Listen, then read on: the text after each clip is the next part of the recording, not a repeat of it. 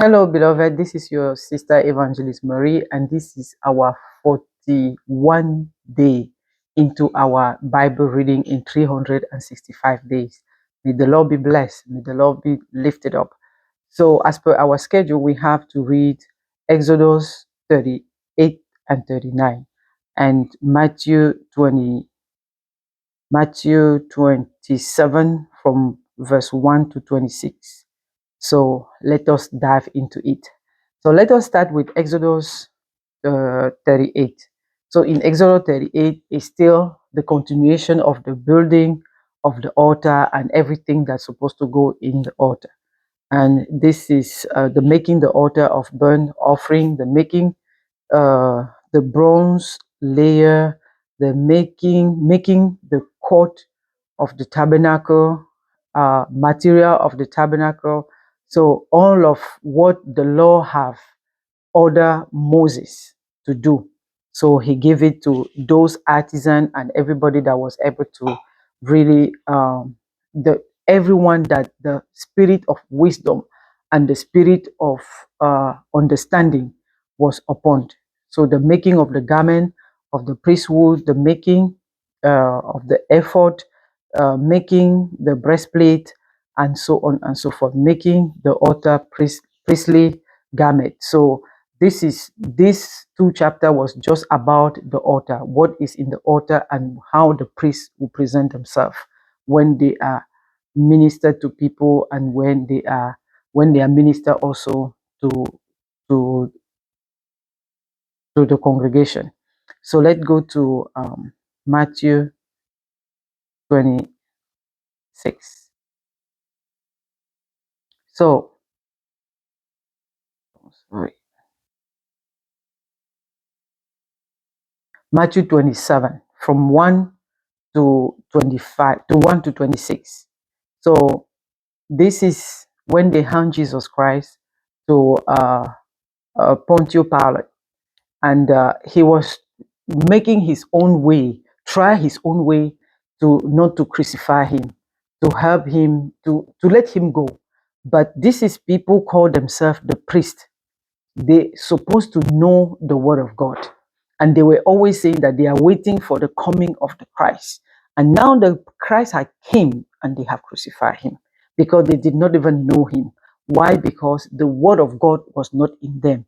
For them it was money, for them it was the prestige, for them it was the gain that they can have from it, be respected in the place and all that. That was their own game. That the end game for them was that. Because if you see in verse 5, no, let's say verse 3, the Bible said, then Judah, his betrayer, seeing that he has been condemned, was remorseful and brought back the 30 pieces of silver to the chief priest and elders, saying, I have sinned by betraying innocent blood. And they say, what is that for us? What is that to us? You see to it.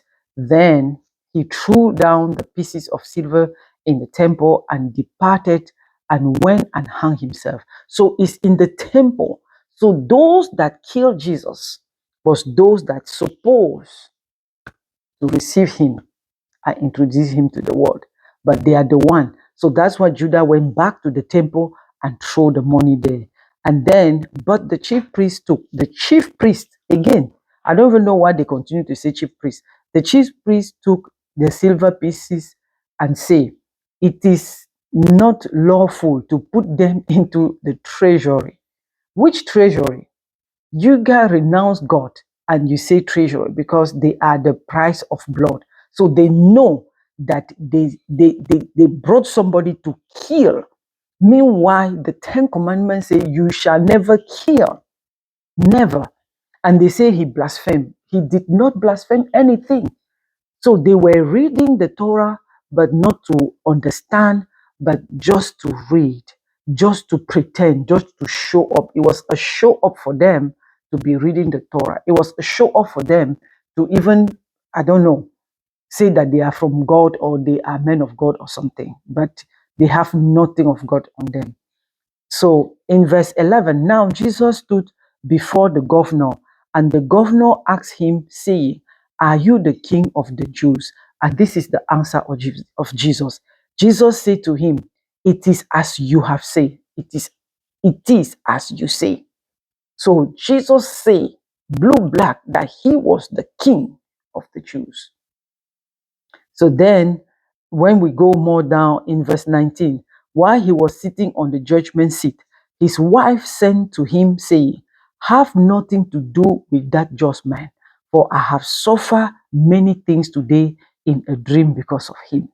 So even people, they have nothing to do with the Judaism at that time, with the Jews at that time, their culture and all that, but they have the revelation that Jesus Christ was the Lord. But the people that supposed to know him was unable to recognize him. May the Lord open our eyes and open our spirit and our mind to see the way God sees, and to be able to recognize even the open doors that we have. Sometimes open doors open, we are praying for open doors, and when it open, we say it's the devil, or we say that it's not proper or something. We just come out with something because we lack the understanding and the comprehension, or even the spiritual eyes to see what is front of us. Many of us have missed our destiny helpers because of lack of discernment. May the Lord give us that spirit of discernment to discern the time that we are living on, to discern things around us, what we are doing, where are we going. We need that spirit to revive us and to give us the clarity to see as the Lord sees. So, and this is what makes a difference between Elijah and his servant. When he came out, he said, "Alas, we are finished, because there is all the chariot, all the horses, and all that from King Ahab." And he said, "No, those that are with us are more than those that are against us." And he said, "Lord, open his eyes." And when he opened the eyes, with the naked eyes, he saw thousands and thousands of horses that was for them. And he cheered up. So we have to pray for that. Then in verse 22, Pilate say to them, "What then shall I do with Jesus, who is called Christ?" They all say to him. So it's not him that proposed to crucify Jesus, but it's the chief priest that have pushed people to shout that let him be crucified. Then the governor say, "Why? What evil has he done?" How can somebody say that I'm a king of Jews is just warrant to be hung like a thief? It's not possible. But they cry out all the more, saying, "Let him be crucified." So then in verse 23, 25, and all the people answer and say, "His blood be on us and on our children." So they put the curse on their head, and even till today, they are still waiting for the coming of Jesus. Till today, till today. And then Pontius Pilate released Barnabas to them, the thief. And when he has caught Jesus, he delivered him to be crucified. So crucifixion did not come from the chief priest or from the pound. Crucifixion came from chief priest, but not from Pontius Pilate. So, beloved, let the Lord give us the discernment to see what we have, to see what is in front of us. May the Lord bless you. May the Lord honor you. May the Lord let his face shine upon you. So, as usual, I challenge you to seek God by yourself through his word. Why? Because God is his word. So, as per our schedule, tomorrow is our 42 days into our Bible reading. We will read Exodus 40, and that's the last chapter of Exodus, and we will read Matthew 27. We will finish Matthew 27. May the Lord be blessed. We are going somewhere. Keeping on. So don't give up. Don't give up. What did I say? Don't give up. Keep reading the word of God. Single day, read the word of God.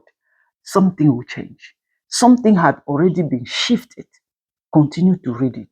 Continue to invest your time seeking God by yourself through His word. Shalom. Talk to you tomorrow.